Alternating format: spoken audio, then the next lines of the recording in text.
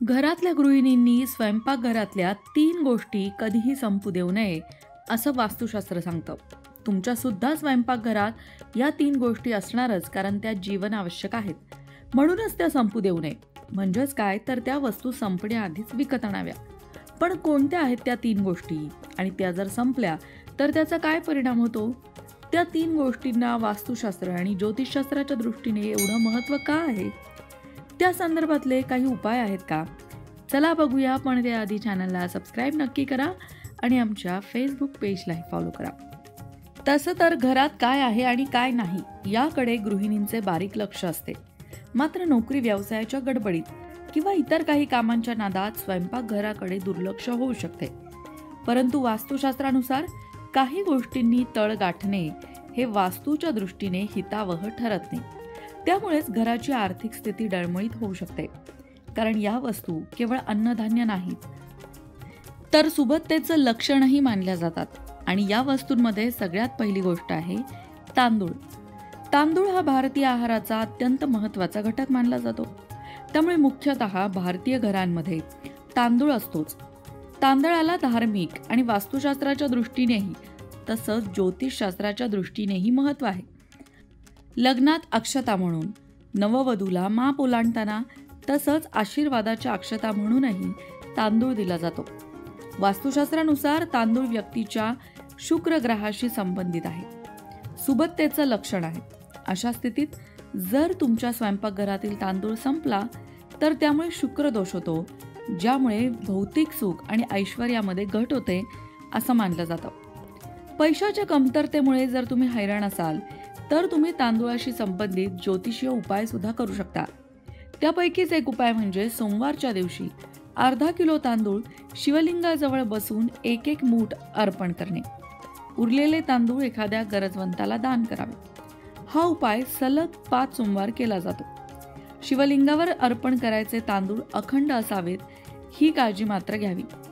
तांदळाचे तुटके दाणे कोणत्याही देवी देवतांना अर्पण करू नये.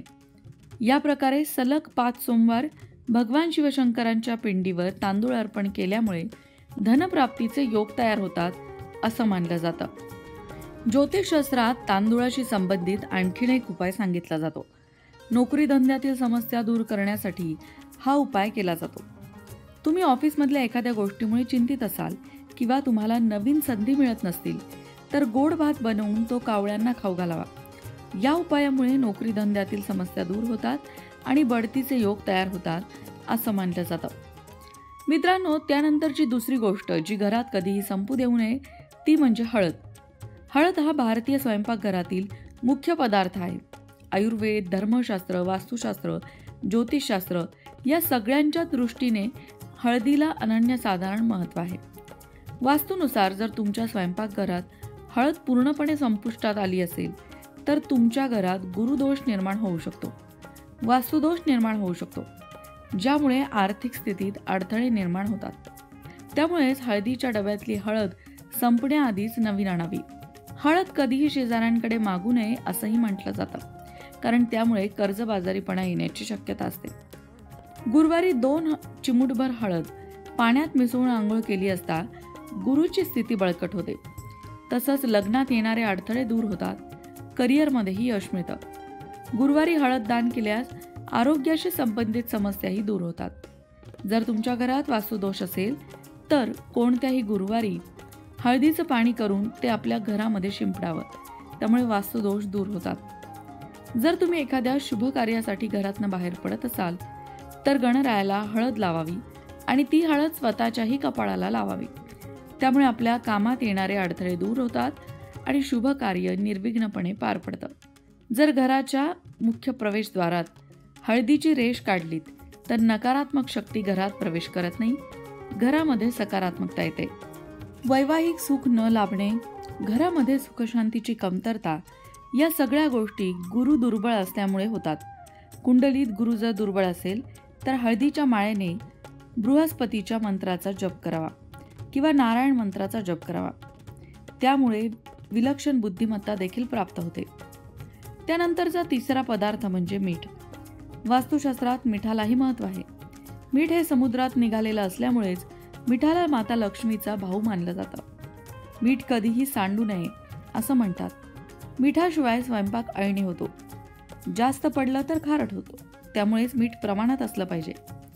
मीठ घरामध्ये कधीही संपू देऊ नये. संपण्याआधीच विकत आणावं. मिठाचा एक अत्यंत प्रभावी ज्योतिष उपाय घरामध्ये प्रसन्नता राहण्यासाठी सांगितला जातो. तो म्हणजे फरशी पुसण्याच्या पाण्यामध्ये मीठ टाकावं. त्यामुळे वास्तुशास्त्रानुसार घरात समृद्धी येते. त्याचबरोबर संध्याकाळच्या वेळेला कधीही मीठ विकत आणू नये. त्यामुळे आर्थिक स्थिती खालावते असंही वास्तुशास्त्र सांगतं. ज्योतिषशास्त्राच्या एका उपायानुसार जर तुमच्या घरात तुम्हाला नकारात्मकता जाणवत असेल किंवा घरात काही वास्तुदोष असेल, म्हणजे बाथरूम चुकीच्या दिशेला आहे, खिडक्या चुकीच्या दिशेला आहेत, अशी काही समस्या असेल आणि या गोष्टी बदलता येणं शक्य नसेल, तर तुम्ही तुमच्या बाथरूममध्ये एका काचेच्या बाउलमध्ये मीठ भरून ठेवा. हे मीठ दर 8 दिवसांनी बदला. त्यामुळे बाथरूमशी संबंधित वास्तुदोष दूर होतात.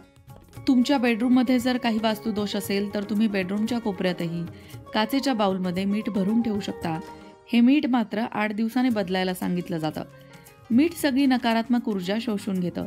म्हणून तर दृष्ट काढतानाही मिठाचा वापर केला जातो. इतकी महत्त्वाची गोष्ट असल्यामुळेच मीठ घरात कधीही संपू नये असं म्हणतात. तर मंडळी, या होत्या त्या 3 गोष्टी ज्या कधीही स्वयंपाकघरामध्ये संपू देऊ नये. संपायच्या आधी विकत आणाव्या. तांदूळ, हळद आणि मीठ. आता या तिन्ही गोष्टी किती आवश्यक आहेत हे तुम्हाला माहितीच आहे. या तिन्ही गोष्टींची आवश्यकता लक्षात घेऊन, तसंच या तिन्ही गोष्टींचं ज्योतिषशास्त्रीय आणि वास्तुशास्त्रीय दृष्ट्या महत्त्व सुद्धा लक्षात घेऊनच असं म्हटलं जातं की या गोष्टी संपू देऊ नयेत. या गोष्टी जीवनावश्यकही आहेत आणि म्हणूनच या संपल्या तर घरात अडचण निर्माण होणार यात शंकाच नाही. यासाठीच घरातल्या महिलांनीच नाही तर पुरुषांनी सुद्धा या गोष्टी संपू नये याची काळजी घ्यायला हवी. याशिवाय स्वयंपाकघर स्वच्छ ठेवावं. रात्रीची खरकटी भांडी स्वयंपाकघराच्या बेसिनमध्ये ठेवू नये. जर रात्री भांडी घासणं शक्य नसेल तर ती भांडी कमीत कमी गॅलरीमध्ये नेऊन ठेवावीत. कारण रात्री स्वयंपाकघर स्वच्छ न करता जर झोपायला गेलात तर त्यामुळे वास्तुदोष निर्माण होतो हे वेगळं सांगायला नको. आणि वास्तुदोषापेक्षाही महत्त्वाची गोष्ट म्हणजे घरात झुरळं होतात. स्वयंपाकघर स्वच्छ नसेल तर झुरळांना आयतं आमंत्रण मिळतं आणि घरामध्ये आरोग्याच्या समस्या निर्माण होतात. वास्तुशास्त्र, ज्योतिषशास्त्र हे आपल्या जीवनशैलीशी जोडलेलं आहे. आरोग्यदायी, सुखी, समाधानी जीवन आपण जगावं असेच उपाय यामध्ये सांगितले जातात. अशाच प्रकारच्या माहितीपूर्ण व्हिडिओंसाठी लोकमत भक्ती चॅनलला सबस्क्राईब करा आणि बेल आयकॉनवर सुद्धा क्लिक करा, म्हणजे आमच्या नवनवीन व्हिडिओचं नोटिफिकेशन तुम्हाला मिळत राहील. तसंच योग्य आध्यात्मिक मार्गदर्शनासाठी लोकमत भक्तीच्या फेसबुक पेजला फॉलो करायला विसरू नका.